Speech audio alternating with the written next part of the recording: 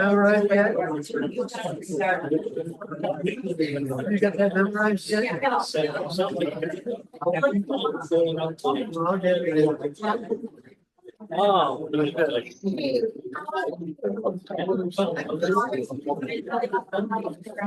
yeah. I know some of them are. I don't know whether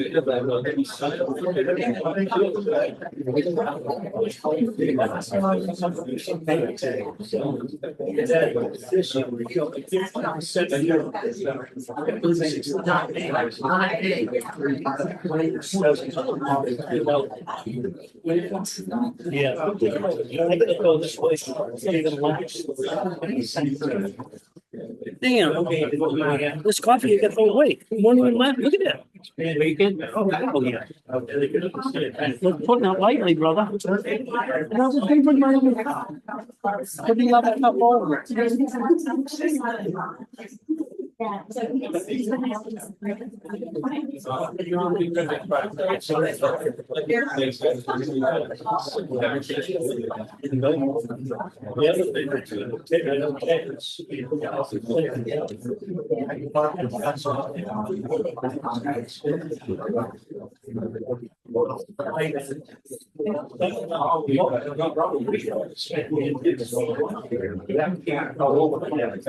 It's all my neighbor.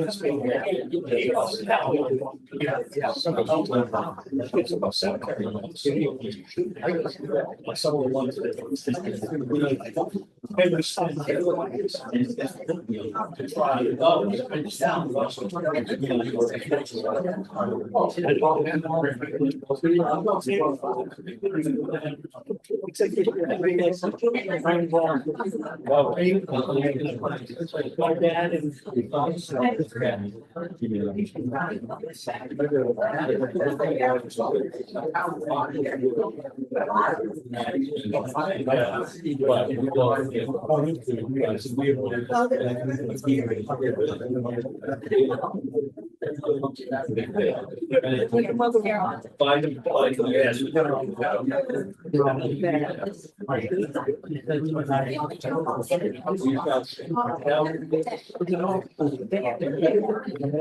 that's wrong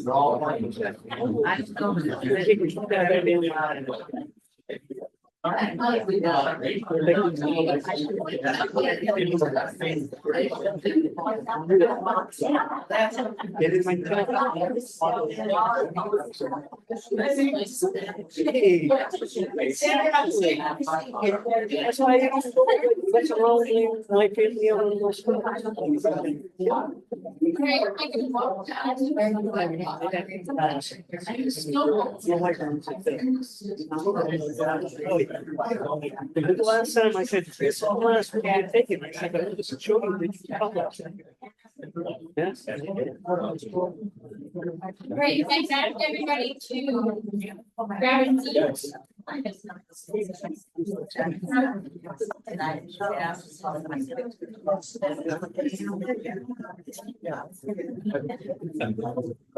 I know. Can everybody hear okay?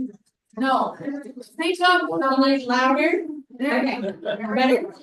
I have a loud bone in my body, all right. All right, hello, and welcome to the East Kingston Public Library. We are so glad you could join us for Meet the Candidates Night 2025. My name is Zoe, and I am your library director for East Kingston Public Library. Please come to us. I'm over here. Sherry's by the desk. If you need have any questions, anything at all. I wanted to go over a few things before the event. We have a red circle table by the front that has a basket with purple pieces of paper. You are more than welcome to write your questions on that, and we will bring them up to Carrie. If we have enough time, we do have an audience microphone as well. This will help us get through as many questions as possible. We do have a hard stop of 8:30, 8:40, not so hard. Depending on how it goes, you never know. So we want to fit as many questions as we can. We do have a Zoom going, and it is being recorded. Only the front 5 are being recorded. It will be available for viewing tomorrow, hopefully in the morning, but you know.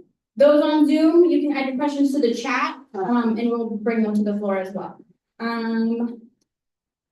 Okay, so quick housekeeping. We have 2 bathrooms located to your right. One of the doors is a little swollen and it does get stuck, but you are not in there forever, I promise. Just show. We have a few exits. We have the double doors over here to your left and a single door over by the bathrooms to your right. And then obviously the front door in which you entered. Lastly, we have refreshments in the children's area. Please help yourself. We have coffee, hot water, decaf, and cookies and cake. I do not want leftovers, so please. We will be open for a while afterwards for a small social. If any of the candidates want to stick around and hang out, you can corner them and ask extra questions. So choose. Okay, I'd like to introduce our moderator, Carrie, who is hiding behind me. We have 4 candidates running for 1 selectman chair. We have Ed Warren, Ed Robbins, Stephen McMillan, and Justin Lyons. We are also going to welcome any candidates first that are not contested. I know I have a few members here if they would like to come up and introduce themselves quickly.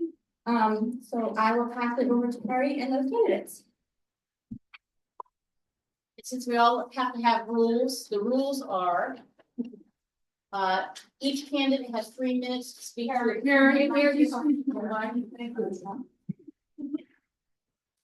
And tell me if you can't hear me, please. The rules are each candidate has 3 minutes to speak to a question, 90 seconds for a rebuttal if necessary, and obviously everybody's going to play nice. First of all, we can have Louder. Great. Better?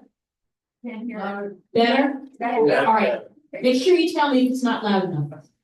We'll start with having the candidates that are not contested come up and introduce themselves. And we have one person that I promised would go first. He's from Newfields, and he is Mike Mackey. He is on the Budget Advisory Committee for SAU 16. He is contested by another Newfields person, Molly Blanket. Thank you, Karen. Thank you for allowing a person from Newfields to speak. I promise this will be short, so I'm not the main event, I realize.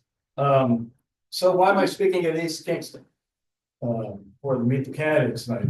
Well, when I volunteered to run, I was told no one ever runs for the Budget Advisory Committee. So not exactly true. Lucky me, I have an opponent. So 90% of life is showing up. So here I am asking for your vote. As background, I currently serve on the Newfields Elementary School Budget Advisory Committee. Strong believer in the foundational importance of quality public education. It's a crucial building block for a fulfilling life. Having said that, I also believe it's essential that our schools deliver a quality education in the most cost-effective manner. My work career spans over 40 years in the transportation industry, with the last 22 years working with UPS, retiring as general manager of Canada, Mexico, and Puerto Rico for the freight division. UPS ingrained in me the importance of focusing on the primary objective while never losing sight of the costs required to meet that objective. While at UPS, I had accountability for business results, revenues, and profits. I lived the world of budgets, cost management, and profit plans. And through my work in Canada, Mexico, and Puerto Rico, I learned the value of gathering multiple perspectives, before making a decision, and the importance of listening to the people actually doing the job, since they tend to know the most about it.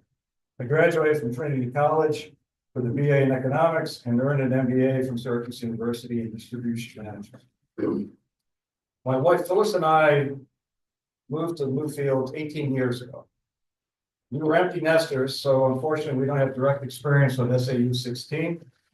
However, a passion for education is in our DNA, grandparents on both sides, as well as parents, who teachers or principals or university instructors. In particular, I'm especially proud of my mom, who graduated, the first female graduate from UNH as a chemistry major. Having retired from UPS and no longer traveling 70% of the time, I'd like to give back to our community by serving on the SAU 16 Budget Advisory Committee. I want to apply my experience in education to assist SAU in the challenging times ahead. Appreciate your vote for me, Mike Mackey, for SAU 16 Budget Advisory Committee, Newfields. This is on a separate SAU ballot. Thanks for your time.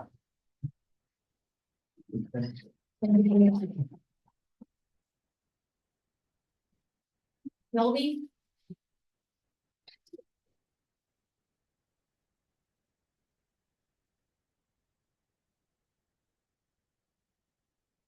Shelby Peters, and I'm running for town clerk. What are your credentials? Because I live in town and I worked in the public all my life, and this is the job for me. Thank you. Any other candidates here that would like to introduce themselves?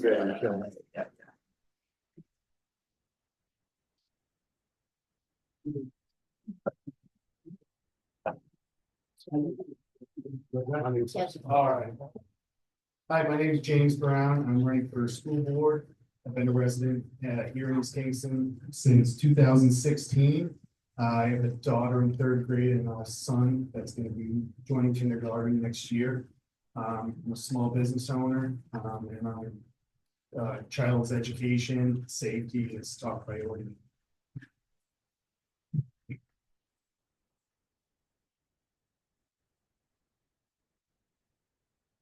There being none, we'll start with Ed Warren. What we'll do is we'll go 1, 2, 3, 4, and then when we ask questions, we'll alternate who goes first.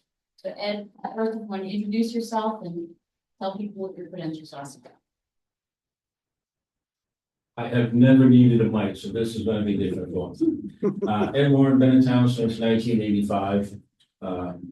Long time, but I'm still not a townie, as some people will still like to tell me. My wife is, her family, the Quintels, was born and raised in town. My kids are townies, they've been born and raised in town, but I've only been here 40 plus years.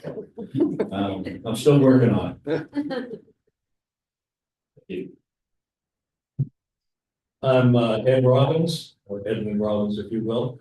I moved here in 2017 from Massachusetts. Don't hold that against me. It did happen. And one of the reasons I chose this community was because it was small, rural, agricultural, away from the big city, someplace that I didn't want to be anymore. And I've, since then, I've joined the zoning board. I'm on the trustees of the trust funds. And this is my 2nd time running for selectman, but I think I'd like to try and serve the people of the community, especially the retired community. Thanks, Ed. I'm Stephen McMillan. I've lived in East Kingston for about 12 years now. I never expected to be running for any kind of office at the time, but about 7 or 8 years ago, the selectman asked me to step in to a vacant cemetery trustee position. And I've been a cemetery trustee ever since. It has been a very rewarding experience. I've seen a lot of people who spend a lot of time trying to keep this town moving forward and staying on a solid track. I was fortunate that last year, the company that I worked for over 30 years was sold, and I was able to just retire, which leaves me with some time. And I thought a lot about what do I want to do with that time. what things I want to accomplish. And I thought, well, I can do more with the town, and that's why. Thank you. Justin Lyons, and I've been in town for about 12 years. We built a house on Willow Road. I grew up in Newton. Just always had a pretty close tie to East Kingston. And I did serve one term as a selectman, which completed about 3 years ago. I did miss it. I do miss it, and just would like to come back and enjoy being involved in the community. My wife's on the school board, and we moved here because of the great schools, small town, similar to everyone else's sentiment, and I like to be involved and be a part of maintaining what a great town it is. Thank you. All right, we'll start with Robbins. You mind if I use the last name? So right, well, the two ends, it's easier that way. There we go. Robbins, can you tell us, and you're each have the opportunity to answer the same question. Why are you interested in serving our community? Is there anything else you'd like to add? Well, I feel like I've been serving the community ever since I moved up here. Like I said, I was almost immediately asked to join the zoning board of adjustment. And I recently joined the trustees of the trust fund. I'm also on the board of directors for the homeowners association over here at Cricket Hill. And I just feel that being in a small town, it's a way that I can give back to the community. I can support the people that are my neighbors, my friends, and the people around me, along with the people in the rest of the town, and try to make it so that they have a good community and a safe community and someplace that they can say they want to stay as a member of the community. Stephen? Could you just repeat the question, please? Sure. Why are you interested in serving our community? As I said, I've watched a lot of other people do the work, and I just felt like it was time for me to step up and do some of the work. It's really difficult when you're trying to hold down a job, you're trying to raise a family, take care of your property, to find the time to do that kind of work. And I guess that's why it never occurred to me to really put myself out there. But I think it's an honorable use of time, and I think that I could just help try to move this town in a positive direction. Jeremy? I'm just, I'm sorry. I know the brother Jeremy's. I know too, so that's a problem. I'll just call him Jeremy. But is that all? No. Yes. Why are you interested in serving our community? No, so I thoroughly enjoyed the one term. It's I enjoy the challenges. I enjoy helping, whether it's a challenge, whether it's an issue, problem, like working with the community, working with like my heart and soul has always been with the the rec department. I did serve probably 6 to 8 years on the rec department. Got a chance to meet a lot of great families, a lot of great people, and similar to everyone else here, if we want to create any improvements that we can in the town and try to contribute, with our time, ways for the town to continue to move forward. So. Ed Warren, why are you interested in serving our community? Sorry, if it's already do I understand. When you know me, I'm very animated. I can't sit. That's still on me. I've been involved with everything to do with this town ever since I moved here in 1985. I think my knowledge and experience is well rounded in many things that some of you may or may not know. I am on the fire department. Before it comes up, they didn't be a selectman and the fire chief, as long as the part-time fire chief at the same time without there being any conflict. So it is a lot, but I think I have enough knowledge and history of the town to help guide what the town wants, needs, and maybe how to get there. Next question, describe one activity or subcommittee you've been involved with within town. What does it mean to you? How has it shaped or impacted the town? And we'll start with Stephen. So as I said, I've been a cemetery trustee for, I think it's been seven or 8 years. When I was growing up, I lived right next to a cemetery. It was like an extension of my backyard. And I always had a lot of respect for cemeteries, what they. Sorry, is that better? Okay. So I grew up next to a cemetery and it was really an extension of my backyard and spent a lot of time there. And I have a lot of respect for cemeteries, what they mean to people, the memories involved and the history. It meant a lot to me when the selectman asked me to step into that particular position. And I just felt like, wow, it was kismet. I'm glad that I jumped at it and accepted it. And I think that it's been a great experience for the last 7 or 8 years, working with all the people in town, the selectmen, the other trustees, and everybody else I've encountered, as I've tried to help, keep the cemeteries maintained and provide the service to the townspeople who are typically grieving when they would come to us and try to help them make the arrangements that needed to be made when their loved ones had passed. Justin, one activity or subcommittee you've been involved with in the town, what it means to you and how it's a shape or impact the town. I'd have to say, I'd have to go back to the recreation department and, the Camp David soccer. I started doing that when my son was 3, and it just gives a good pulse on what the newer or starting families, want to see. It creates it's that community feeling of knowing parents, knowing people, creating friendships. Seeing the kids grow and it's still today when you see them, you still remember like when they were 3 or 4, and it just gives you, it's a sense of pride, seeing how people transition through the town. And then myself, I grew up in the next town over.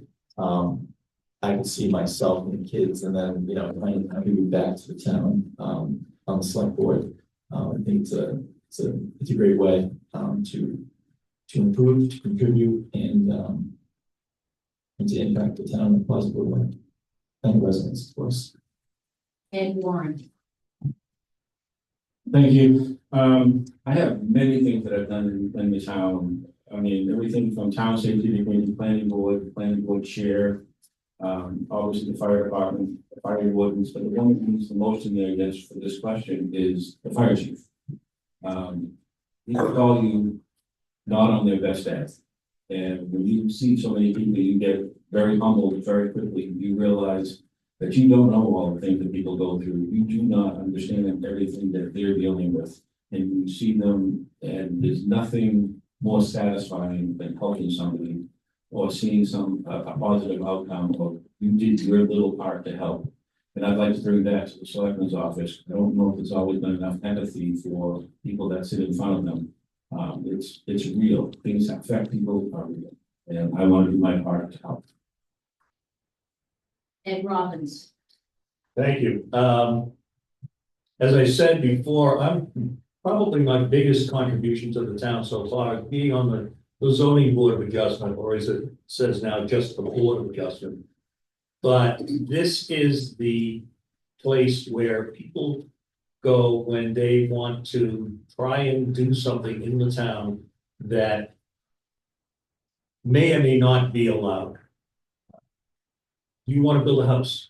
Well, how much land do you have to have? How much access to the road? How much do you have to have sewer and septic and water?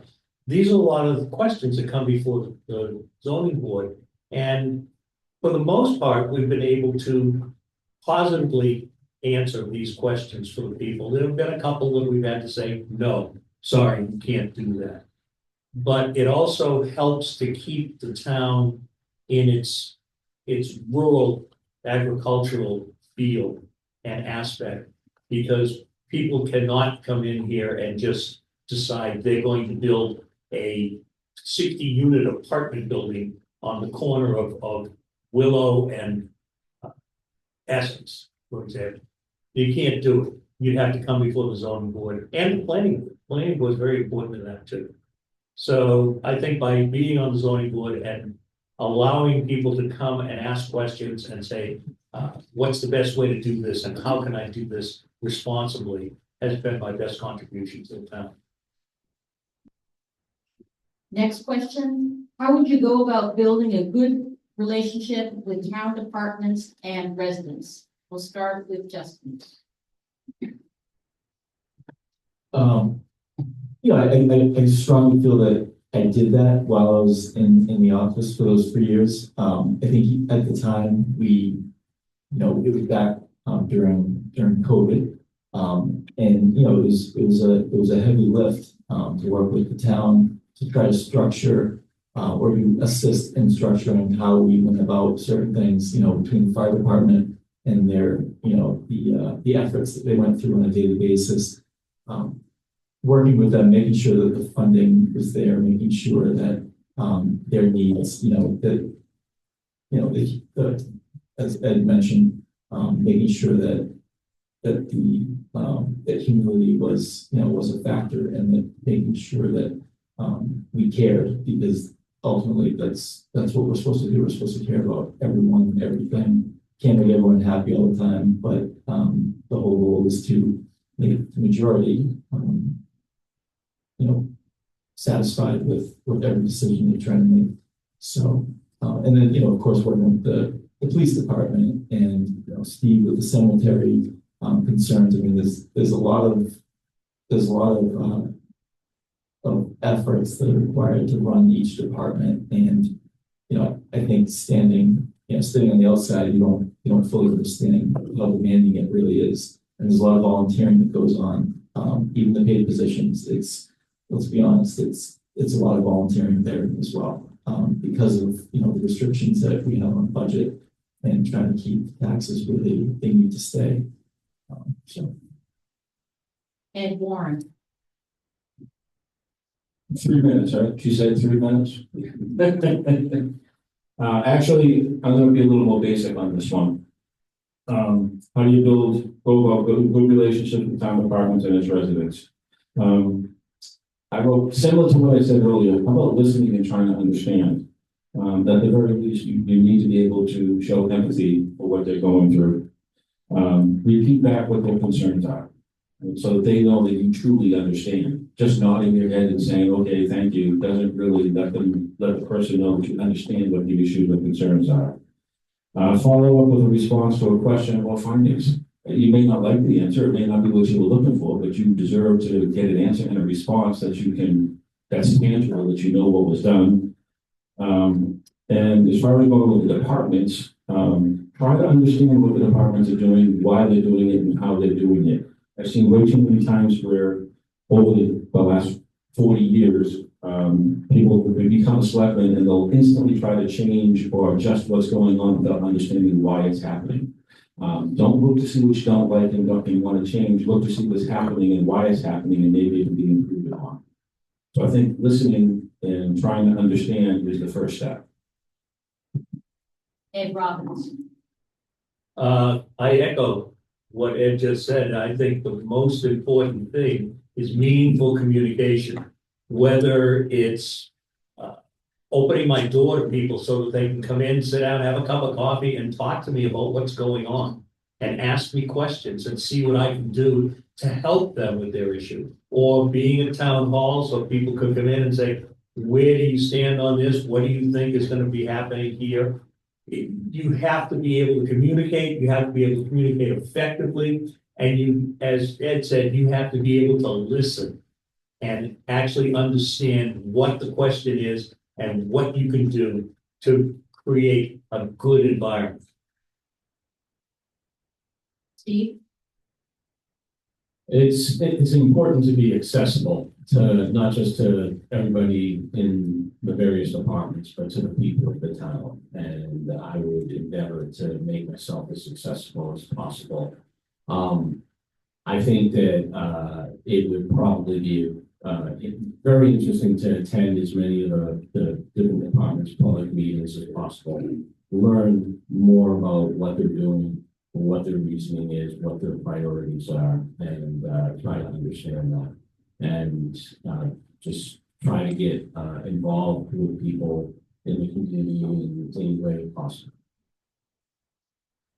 Next question, what do you believe are the biggest issues facing the town now and in the coming year?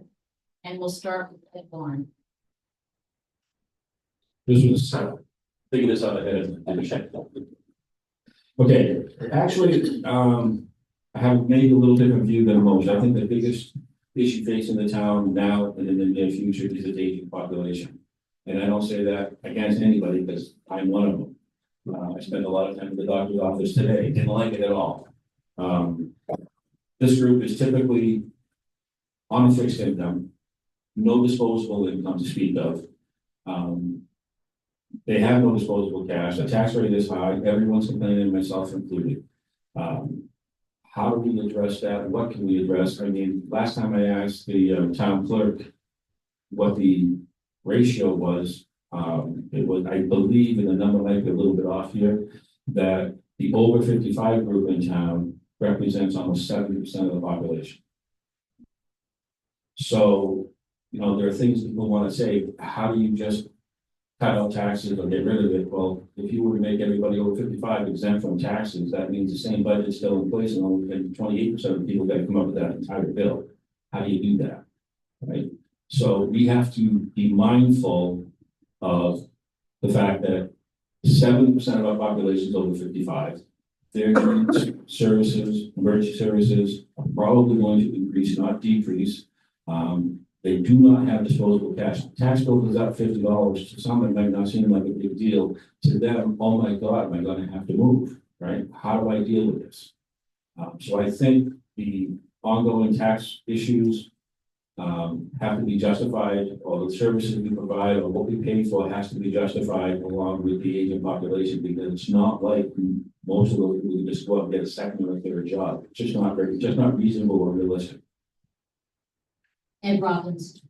I believe, yes, the tax issue and the aging population is one of the issues that I see becoming a problem in the town.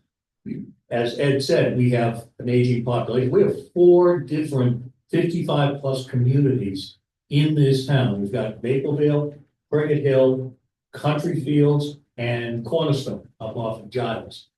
That's a lot of 55 plus homes that, as Ed said, have fixed incomes. They do not have the disposable amount of income that others have, that they can say, well, you know, an increase of $100 or $200 on my tax bill is not going to affect me. That's one of them.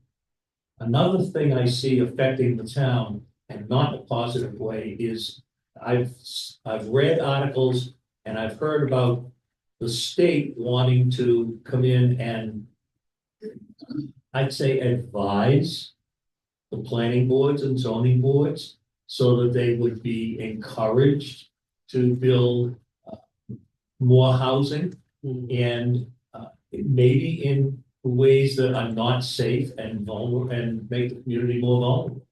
I don't think this should happen. I think that we have to stay as a town as we are, and, you know, again, using the planning board and the zoning board and the board of selectmen to keep any massive buildings coming in.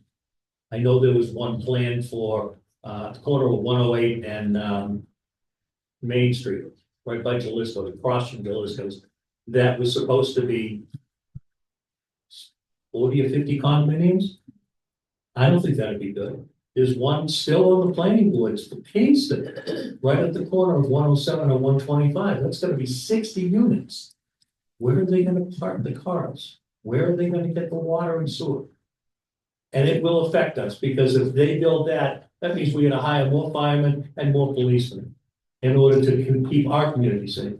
So there's a lot going on that has to be addressed, and I think keeping ourselves a quiet rural community and not letting someone else force anything on us is the way I'd want to go. Steve? I think it's pretty obvious that the high tax rate is the biggest problem in this town. The recent reevaluation and all the controversy that came out after that makes that pretty clear. Okay, is that better? Okay, so I think that it's pretty clear that the high tax rate is the biggest problem. So how do you manage that? I think that currently the strategy is just keep budgets low. Try not to, let those budgets go up so that there are more costs associated with keeping the services that we have. I think, though, that there is a real tension in the town between keeping the town as rural as it is and that high tax rate. I think that there's going to need to be some change. It can be controlled change, it can be slow change, but I think just staying just the way the town is and no change is not the solution. I think that we need to start looking at what kind of growth, what kind of how do we bring in some younger people who can contribute.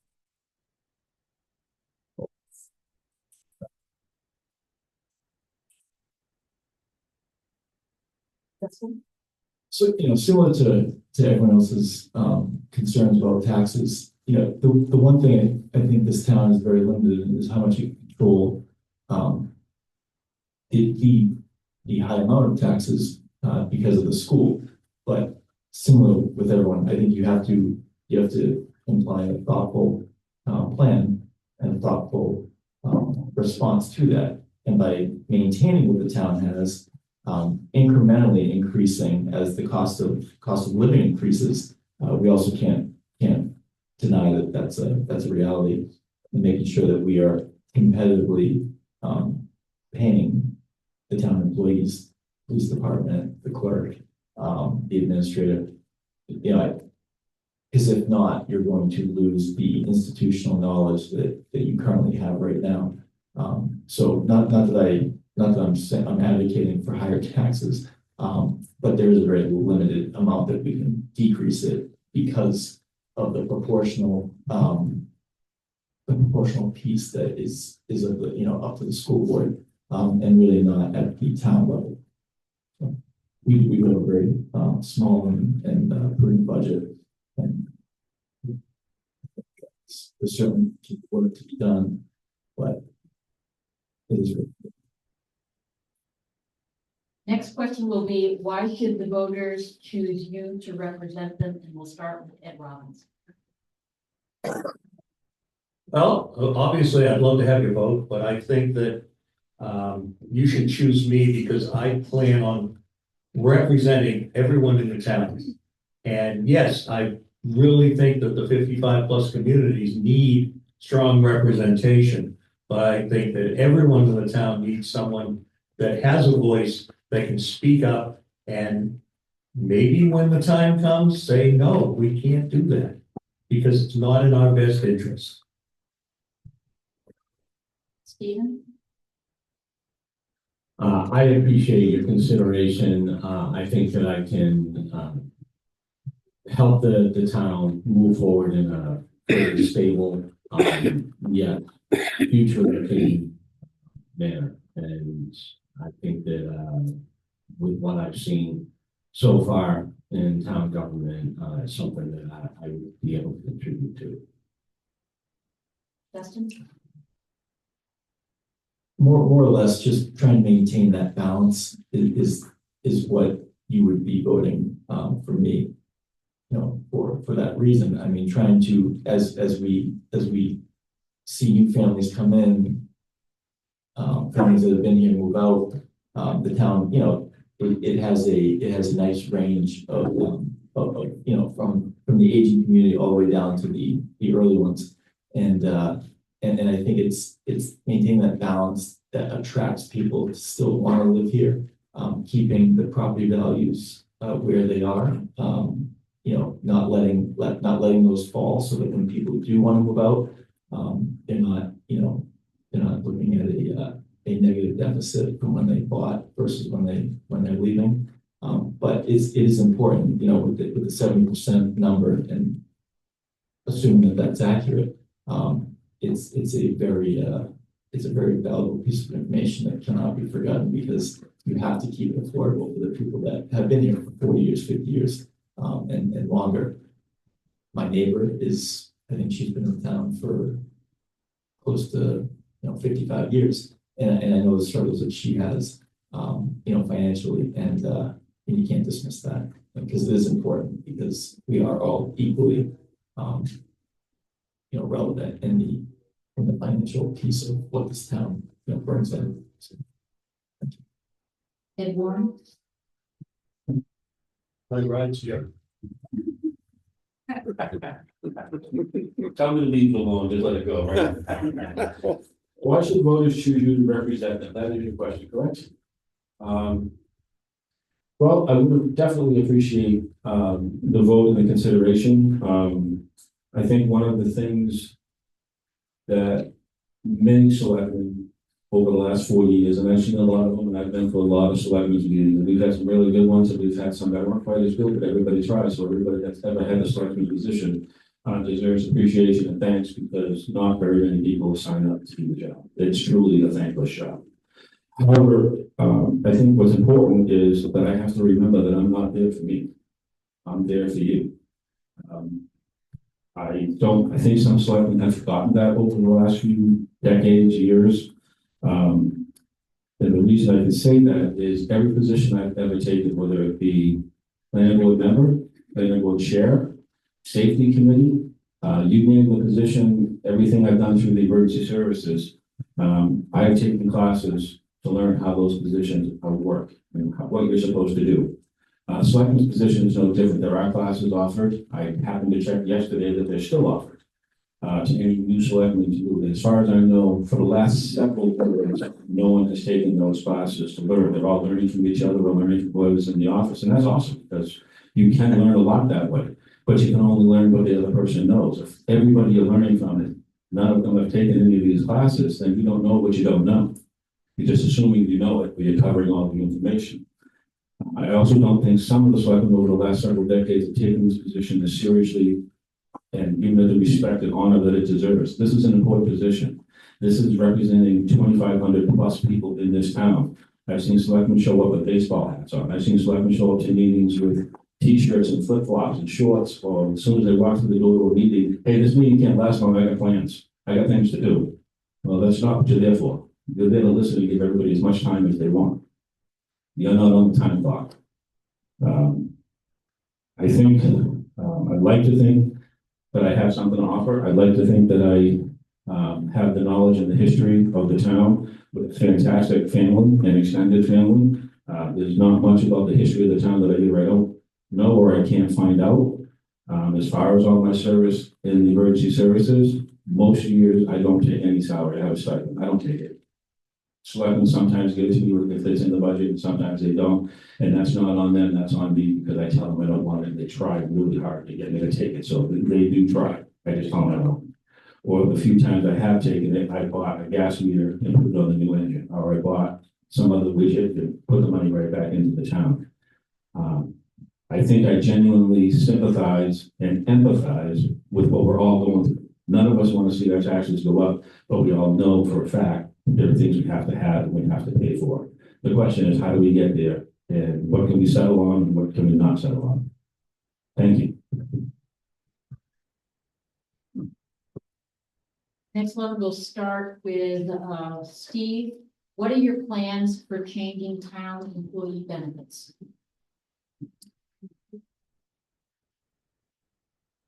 I actually don't have any plans to change town employee benefits. It's not a topic that I am familiar with. I think it would be great to talk to the town employees and find out what they are concerned about and see what can be done for them. Justin? And this was asked by someone here. Yes. Any chance that we can be more specific? Is it changing to improve or to provide more, or is it? in Could the have other also direction? been someone on Zoom. I mean, similar to Steve, I think they've created, a happy medium right now, and I think, as far as I know, people are currently employed by the town, are happy. We've retained, and I wouldn't see any reason to change that without hearing the, I guess, the concerns or where we might be lacking or maybe over providing. Ed Warren. Plans for changing town employee benefits. Whoever answered that, kudos to you, whoever asked that question. Really tough one to answer, and it's almost impossible to know with what context we're talking about. I will tell you, I've been in business my whole life. I currently have 25 employees at my other business. Benefits and pay is always a big concern. In town, we have a whole bunch of people on the department, and every town in Rockingham County, the state, and the country is hurting for emergency service people, whether it be the first responders in every branch, police, fire, EMS, ambulance, you name it, they're all hurting. And right now, what's happening is the reality is everybody's stealing from everybody else. Nobody's bringing on new people. They're taking someone from another town because I'm going to offer you a few more dollars. I'm going to offer you a few more benefits. I'm going to give you some more earning time than the other guy. And so if you take, and I take classes and seminars all the time, right now, when you're interviewing potential employees, you're not interviewing them as much as they're interviewing you, right? Because they want to know what you can do for them because they can go to 25 other places. So if you're not giving out the best shiny coin or the best thing that's down the pipe, you don't have much to offer for them.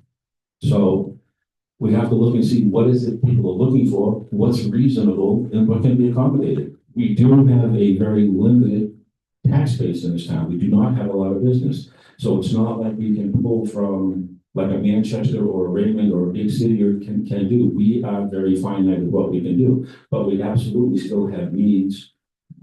Hopefully we're hiring a little better quality person that's capable of doing more that we can make. And so if you ideally want 10, maybe you can get away with 8, but if you're paying them a little more, then hopefully you're getting a little more productivity out of them and they're going to stay a while and maybe bring some more people on board.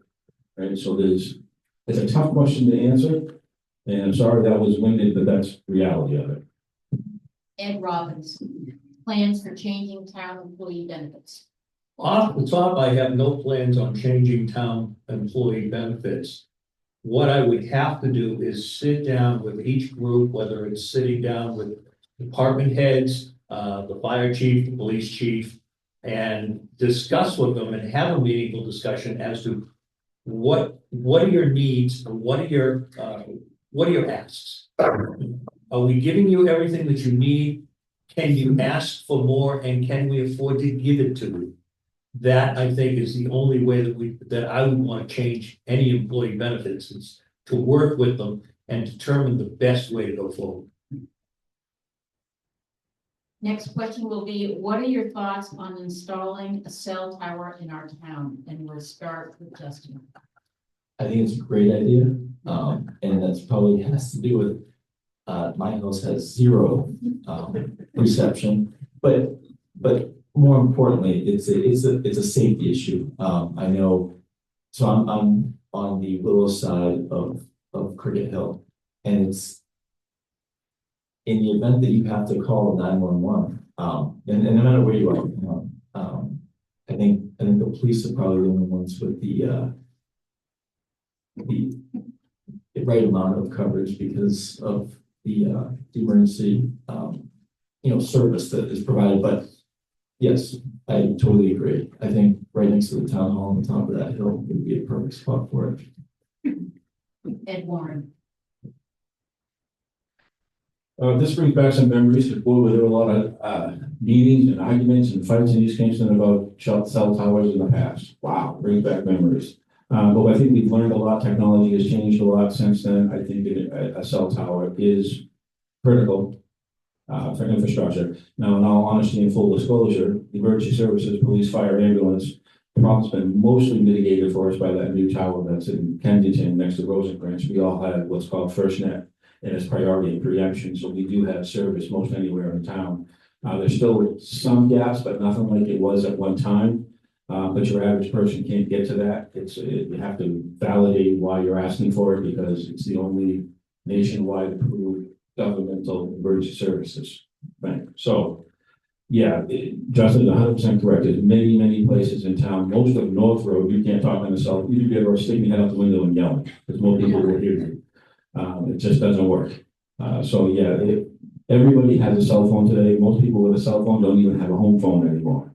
So in order to dial 911 or get help or call anyone, we need cell service and we need to fix it. The concerns of 20 years ago, 25 years ago, which everybody believes wholeheartedly, and I respect them all, found out weren't really valid. And the technology today has changed so much that there really is no downside to having a cell tower. Ed Robbins, cell tower.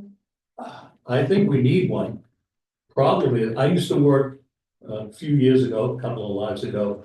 I was a service engineer for Lucent Technologies, which was a division of Verizon. And one of the things that we had to deal with when we were running optical lines to where they wanted to build a cell tower was you build a cell tower and you have to have clear circumference for the radius of that tower if it falls. So if you build a 30-foot tower, you have to have a circle with a radius of 30 feet. Now, pi r squared, I'm not going to do the math for you, but that's a big circle. And if you put one up behind the fire department or behind the town hall or whatever, you're going to hit a building if it falls down. And that was one of the biggest concerns back then, and I'm pretty sure it's still one of the biggest concerns when a company like Verizon or AT&T or whatever wants to put in a cell tower. It has to go into an area where there's clearance. Steve? I'm unfortunate that in my neighborhood, I've never had any problems with cell phone reception, but I am aware that a lot of people in town do have problems. And it obviously is something that needs to be addressed. And if that means building a cell phone tower, we can find an appropriate location for it. I think it would be a good thing to do. Our next question is one directed specifically to Ed Warren. Will you be stepping down as fire chief if elected as the next selectman? And is this a conflict of interest? Thank you for the question. I will not be stepping down as fire chief. You have me until the Smithsonian removes me. I had Robert Clark check for me a couple of years. I thought about doing this last year as well. Talked to the Secretary of State's office myself. There is no conflict as long as I'm not a full-time chief. So it is allowed. And we have a question specifically directed to Justin Lyons. Is your wife on the SAU 16 school board? And is that a conflict of interest? Yes, she is, and I'm not aware of any conflict. When I did serve in the last term, she was also a member of the East Kingston School Board, and I know that wasn't a conflict either. Does anyone else have any questions, comments? Would they like to be heard? May I speak on the same topic? Sure. As you know, I'm a cemetery trustee, and just so everybody understands, I don't intend to resign that position. Grace has checked it out. There is no conflict of interest there either. And I want to continue working on the cemeteries and trying to improve them as best I can, best we can. Thank you. And just as a follow-up on that same question, the zoning board would not, it's not an elected position, and it's not one that I would have to resign from.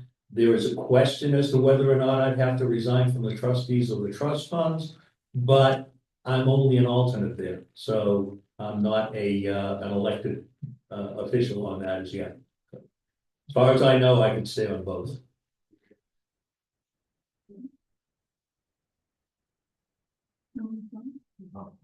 No, There is statute that says that you cannot be a trust fund trustee. And everybody hear Roby? Yeah, sorry. Roby, do you mind holding up the microphone so that people at home can hear? Oh, hey, it works. There is statute to the effect that you cannot be a trust fund trustee and a selectman at the same time. It's because both roles are bonded. And you as an alternate, that's a gray area. yeah, I would refer to council on that. and that's what I'm thinking, as an alternate, I may be able to continue to serve, so. But if the question arises, we'll deal with it then. Please, I'll just ask that you go to the microphone, please. I'm Melinda McPhee, and I live in Cricket Hill. And 55 plus communities have been referred to as elderly housing. And elderly housing is a very broad term. And I think it should be, if somebody comes in and wants to know about elderly housing, we should be very specific, saying that the 55 and over communities do not offer any services.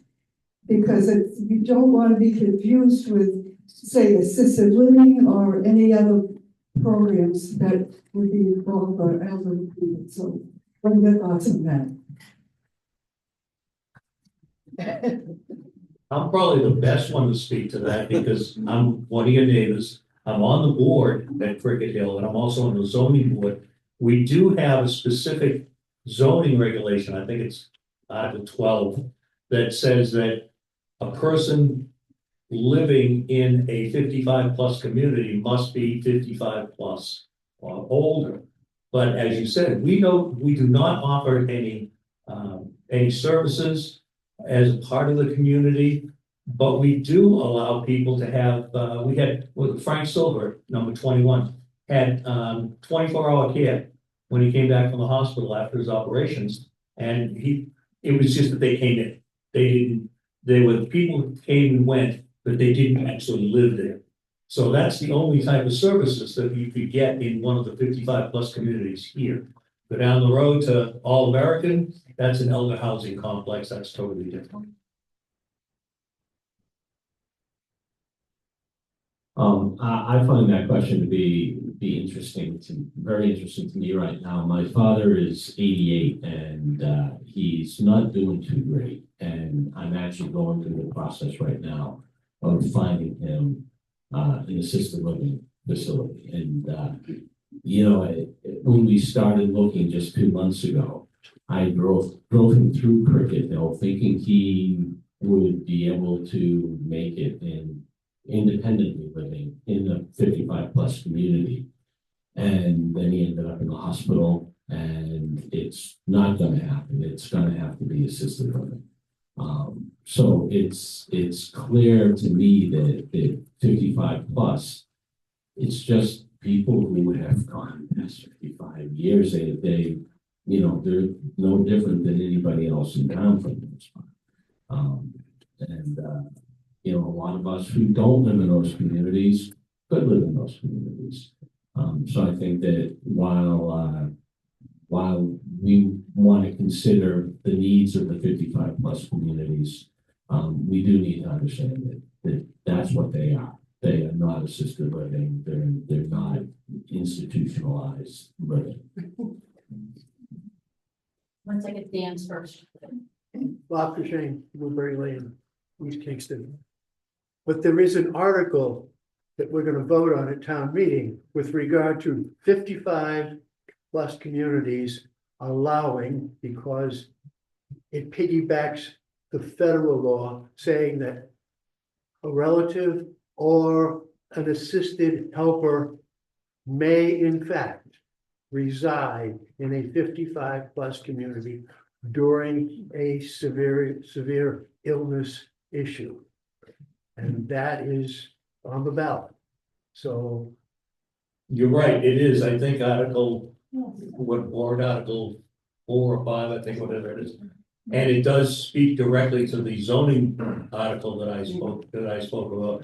And it goes back to, we had one person in our community that wanted her son and stepdaughter, son and daughter-in-law to come in and live with her as full-time help.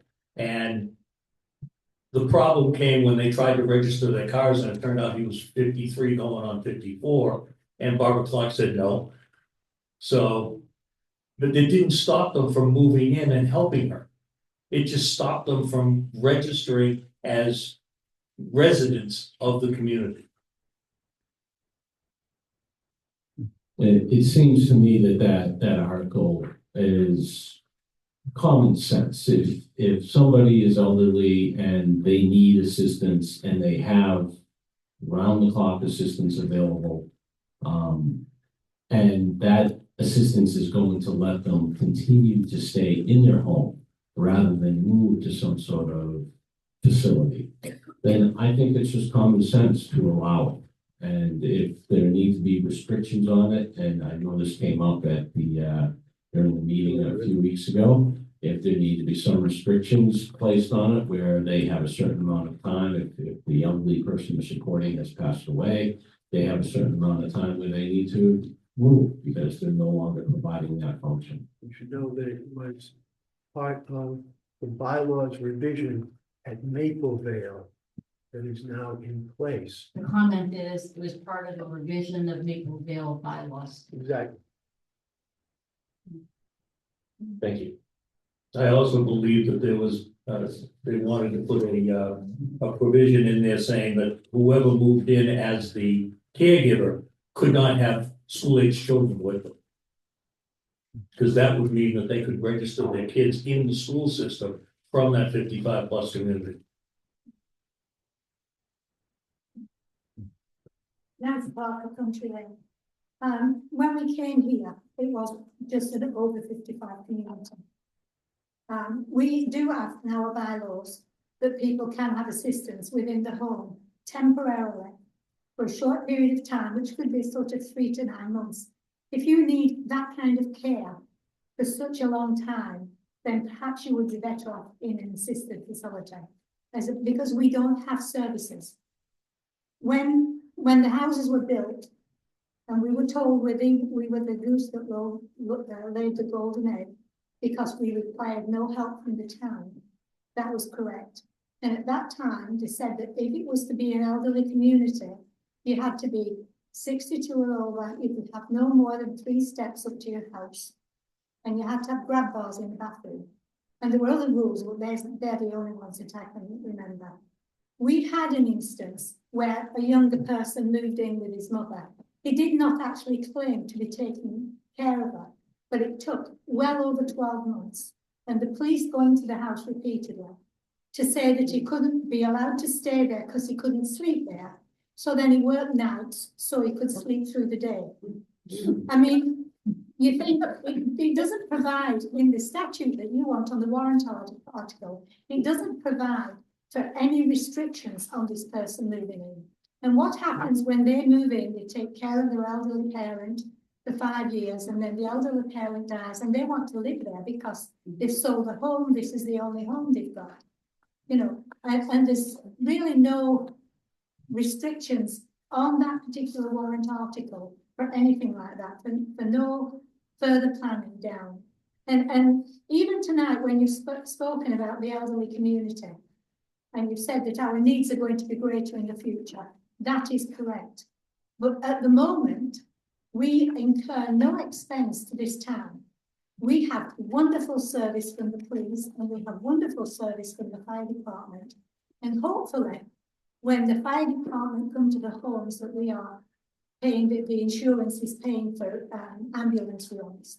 And I think, you might not like this, Ed, but I think that we are able to keep the fire department staffed as it is, because we have some needs. But we are not putting those needs on the taxpayers. And the only thing, the town has a very small budget, I think, to do what needs to be done. And I think their employees deserve a raise when they should have a raise, because they have to live in inflationary times as well as the rest of us. the big thing in the room that is not mentioned is the fact that we have no control over the school budget. The town budget, by the way, and I did all the math, on the latest rates, when you got your tax bill in December, the town budget is $4.29 per thousand. That's 26.6%. The school budget is $10.22 per thousand, which is 57.8%. And you have the county and the state education. But you're right, we don't have any control over the school budget because that's the school committee that controls that. The only thing we can do is decide whether we're gonna go for it or against it. And also, you're right about the warrant article that's on right now. I have it here somewhere. It doesn't give any restrictions. It just says that if somebody needs to have help come in, that they can have the help come in and they can live there. It doesn't say how long they can live there. It doesn't say, do they have to move out if the person dies?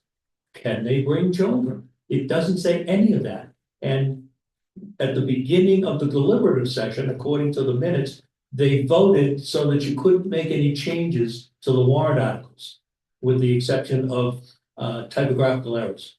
So Actually, that wasn't a vote, that's the statutory. that is statutory. Okay, well, that being the case, What we it's voted still, for at the beginning was that we weren't going to amend it. you weren't going to amend it, right? So that particular warrant article doesn't have any.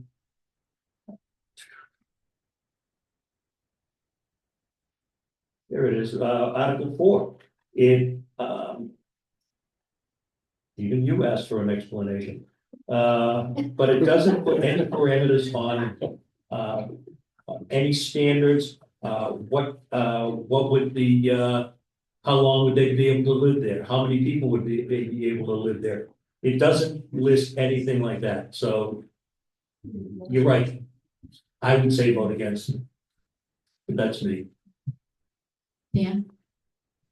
My name is Dan Gillette, and one of the ongoing concerns that I have, as you look around this room, you're all my age, most of you, is the continued lack of volunteerism in this town.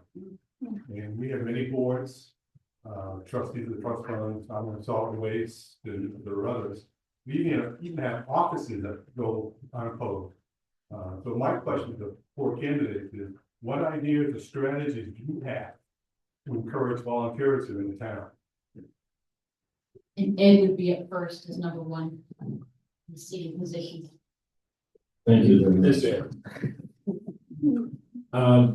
Being on the fire department, we've been struggling with that one for decades ourselves. We send out, as you all probably saw over the last couple of years, recruitment drive. We've sent out letters asking for volunteers. We tell everybody that there's a seat for every person if they're willing, if they have the time that they can commit. Not everybody can be a firefighter, not everybody can be an EMT, but there's always something to help. I would say we do the same thing with the town positions. You know, there are planning board positions. There's all kinds of committees in town that could always use an extra hand. There's a conservation committee, they're always understaffed. There's so many committees that nobody seems to have enough time to help. Could even be up at the town offices, to be honest with you. I would assume if somebody had time to do one of the spare, see if they could do something to help. Nobody's gonna throw away help if you're willing to give it. Ed Robbins. We have the same problem in Maple Vale and Cricket Hill, trying to get people to volunteer to do things. And I've gone around and talked to people and I've said, look, we need help with this, that, or the other thing. Can you help? And a lot of times the answer is, I just don't have the time. You know, I've got to go walk the dog or wash the cat, something like that. And I'm sure the same thing happens in the town. I was asked to join the zoning board. And I said, yes, I'll join the zoning board. I was asked to join the trustees of the trust funds. I said, yes, I'll do that. So I'm doing what I can to help out in the town and volunteer. And I encourage other people to do the same thing. You gotta hope that they'll step up. I'm just gonna respond to that question if I may. So as I mentioned at the beginning of this, I was actually asked to become a cemetery trustee. It never crossed my mind until I was asked. So I think that it's important to just ask people and make them aware that there are ways they can help the town. That is not going to be something that is going to take too much of their time. And then help them manage that. And once somebody starts, like myself, you realize that it's something that is worth doing. It is something that you can respect yourself for, and learn how to respect others. I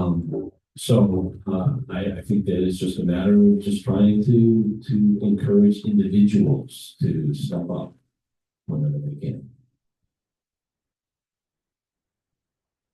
Great question. And I think it's all about communication, and it's communicating to the people of the town, what that role or position would entail. And you don't know what you don't know. And I think a lot of people just, someone said it, they just don't have the time. I don't have the time. But they don't, they don't truly maybe appreciate that it could only be an hour or 2 hours a week. And I think getting that satisfaction and the sense of pride or accomplishment by making even slight improvements. It's a game of inches, and I think it's communicating to the people of the town that might have a voiced opinion, but to be part of the solution, would be much more beneficial for everyone. It's too bad that we don't have Carriage Town News anymore, because if there was a way to communicate to the community what opportunities are there to volunteer and help. If we knew what we needed, someone may come up and say, oh gee, I can do that. But we have to be able to communicate that to the town that we have this need. I'm gonna input here and say the library does a town newsletter, and anybody is able to put whatever they want in it. And we have Vanna White behind us. There's a stack over there, there's a stack by the desk, you can sign up and get it monthly to your email.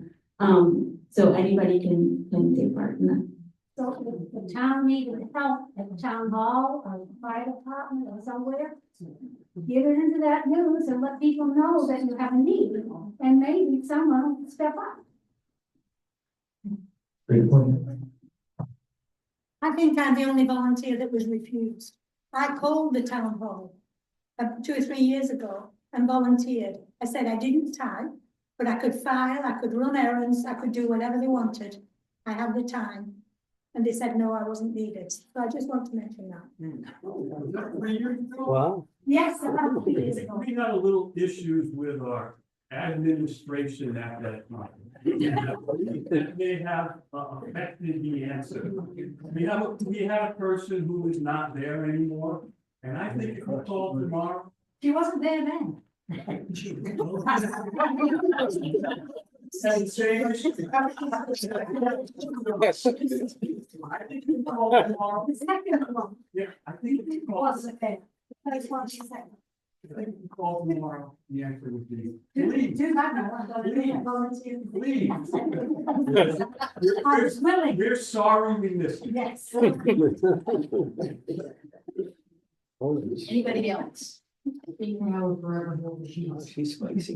Please. Dick Gordon for Burns Small. This is a question to all four. Morally and ethically, would you support somebody that has sued the municipality and be put into an elected or appointed position? And we'll start with Ed Robbins on this one. Who has sued the municipality? First question is, what did they sue for? I mean, was it something that was righteous, that was deserved to them, that they had to fight for, or was it just something that was totally off the wall? I don't know. I'd have to find out what they actually sued for before I could even think about voting for them. Stephen? Yeah, I agree with that. I think we need to know a bit more about the specifics of a question like that. People have the right to sue, and there's nothing, I don't think there's anything unethical or immoral about that. And you know, unless there was some self-serving purpose for that action, I don't think it necessarily would remove them from consideration. But we'd have to make that judgment.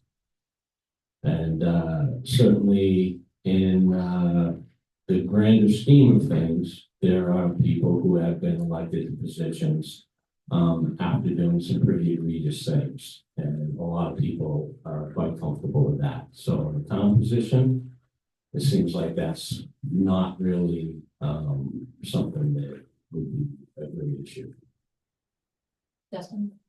And I'm not sure if you're speaking of electing a position in this town where this municipality was sued, but you know, similar to everyone, it's tough sometimes to know the specifics.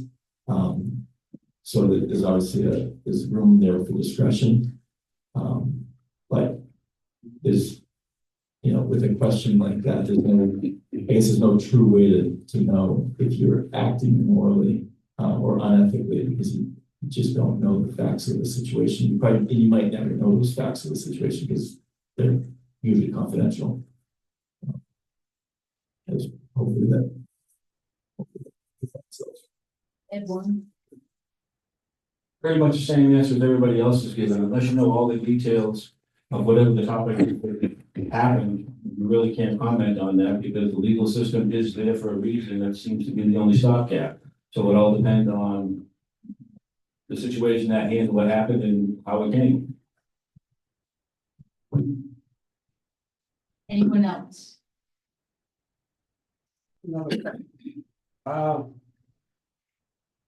Talking about store.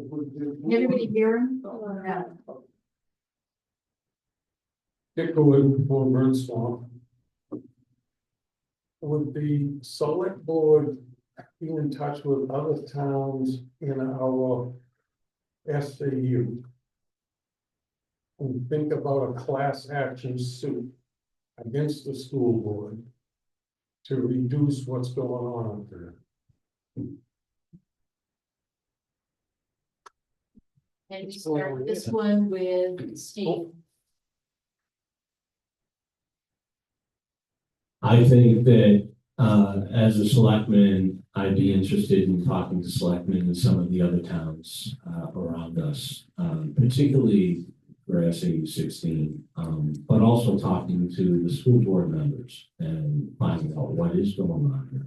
I am not that familiar with the school board and what they are doing. I know that one of the issues, and I'm guessing that one of the concerns is the amount of taxes that we're paying for the schools. I support education. I think that that is one of the most important functions in our society.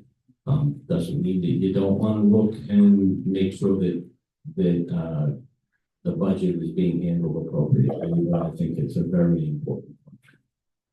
So I'd have to look into it, see if there's any particular concerns. It's something that's worth examining. Justin? I'm not aware of any reason that you go down that path right now. Obviously, if there's there's a process for everything. So if something is out of line, I know there's ways in which to do that. I'm not sure if it's a collaboration between other towns or if it's even at our level. I would assume it's at a state level. So again, it's about that. And Warren? Awesome question, really tough to answer. Everybody I talk to, everybody I listen to, no matter what town I'm in or what person I have, they're all complaining about school budgets and what it costs per student. I know there are neighboring towns that are doing something about cap per student. Unfortunately, the state does have a constitution that you never read it. There's actually, New Hampshire has its own constitution. And the select boards have absolutely no input or say with what happens with the school budgets. So whether a class action suit could even happen, I don't know, I'm not even smart enough, but I'd certainly be willing to entertain the discussion. I just think that that's an entity separate and above from what the select board gets involved with, and I'm not educated enough to know where it goes. I just know the state constitution says who has to pay, and how it's derived, and the school has a separate entity, pretty much like the library. They're two separate entities. The town has no say on what happens with either one of the budgets. Ed Roberts. I agree with what Ed just said. The Constitution does say that the town does not have any control over the school's budget or the SAU's budgets. That's all controlled by them. The only thing that the selectmen may want to try and do is sit down and talk to the boards and say, let's see what we can do to mitigate the effect of what's happening. If I wouldn't say sue them, I wouldn't say get together and try to beat up on them. I just say, let's talk, let's see what we can do to come to a reasonable conclusion so that your budget doesn't want to go up by 8% when the state says, no, it shouldn't go up by anything more than 2%. I'm concerned about the way Exeter controls as they use it. And is there a way that we, like Kingston and other towns that are in the SAU along with Exeter, that we pull out of Exeter? Would we? Yeah, here you Yeah, back. over there. Stand up a bit, grab on the microphone. Here, here. I'm saying we are controlled by Exeter with SAU 16. At any time there's something financial in the school, we have no say. And maybe we would be better off getting out of the SAU 16. I believe Kingston has the same problem, and maybe Kingston, and we could pull out of 16 and develop something without Exeter, so that they're not controlling our school budgets. Wow, nice. We have 2 other questions that have been submitted, and we'll start first of all with Justin. What department do you feel runs most efficiently, and which do you think needs more support?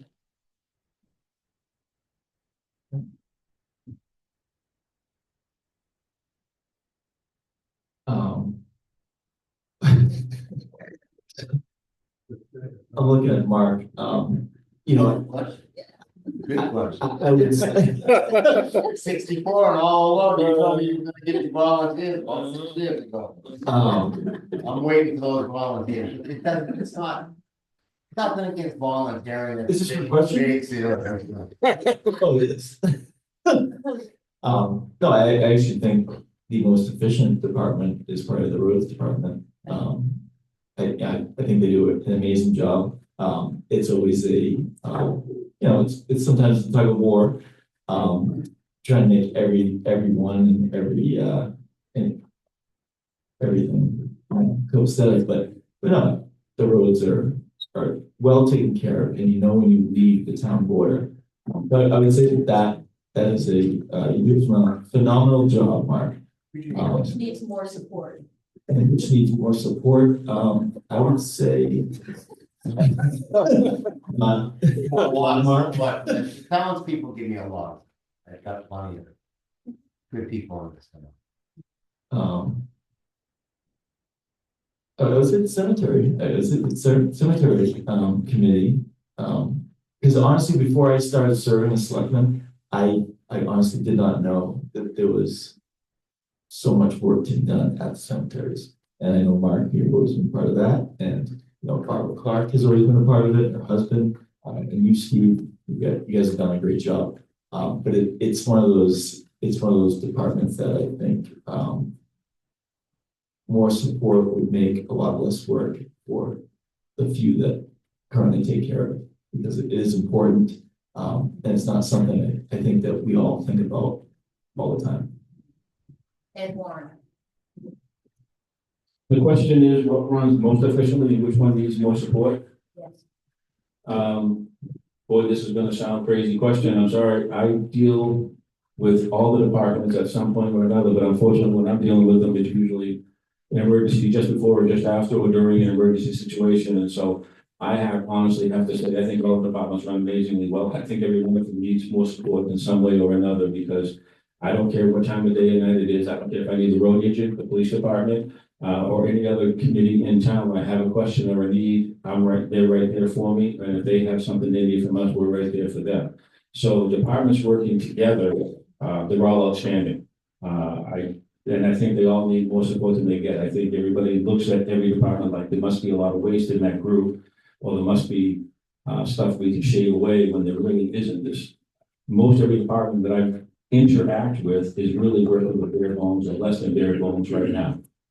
So I think they all need more help, whether it be physical bodies, volunteers, whatever. I'll be honest with you, we have a lot of great residents in town. I haven't met a bad one yet. I'm not gonna lie to you, they're all amazing. May not always agree with everything you say, may not agree with everything you do, but everybody is very supportive and very eager to help and listen. And equally the same, all departments. Ed Robbins. In my mind, the most visible departments that are doing a great job are the road agents, the police, fire.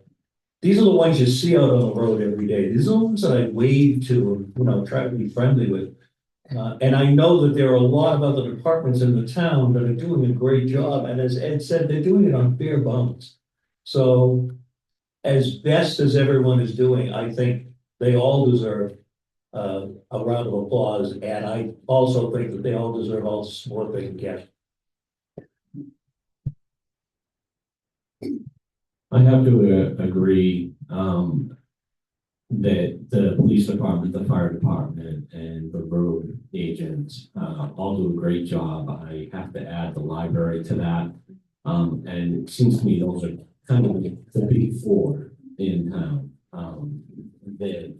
that have the largest budgets, and they all manage to do a crack job with the limited funds that they have available. They all did a great job keeping their budgets level as much as possible in this coming year, and I think that they all deserve credit for that.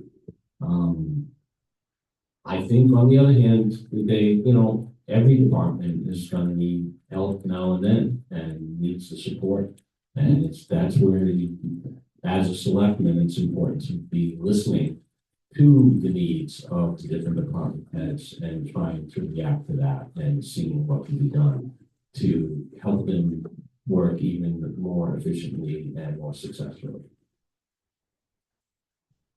The last question we have here is, why is the fire department command car not lettered? And Ed, it just happens that you're up first. I also happen to be the guy that drives it, so I guess I'm the right one to answer the question. If you notice, most of the fire service, the command vehicles are not lettered anymore. It's a cost savings, it's not a big thing. Because sometimes it's a command vehicle, sometimes it's a chase vehicle, it's used for multi-purposes. There are East Kingston stickers on the back, on the sides, but they're not painted on the doors. It's just an expense that was not needed, and every vehicle you look at that I know of, the last 15 or 20, none of them are lettered. They've all gotten away from lettering the vehicles. It's incredibly expensive to letter a vehicle, even if you do the wraps, which hurt the inside of it, but that's the honest truth. None of them are lettered anymore. If anyone else wants to comment on that. We could buy you some stickies. Okay. The monies are never allocated for it? What's that? The monies are never allocated for it? It was never budgeted for Mm. to letter it. Probably could be lettered if it was budgeted for, or What would the number be? East Kingston Power One. No, how much would it cost? When we got a quote to do that, it was about $2,500, $2,800 to letter them. That was with the wrap, the cheap way to do it. $2,500. Any other questions, comments?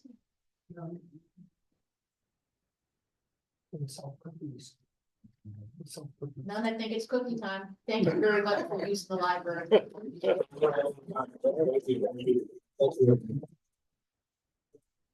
Thanks for coming and supporting the Selectmen.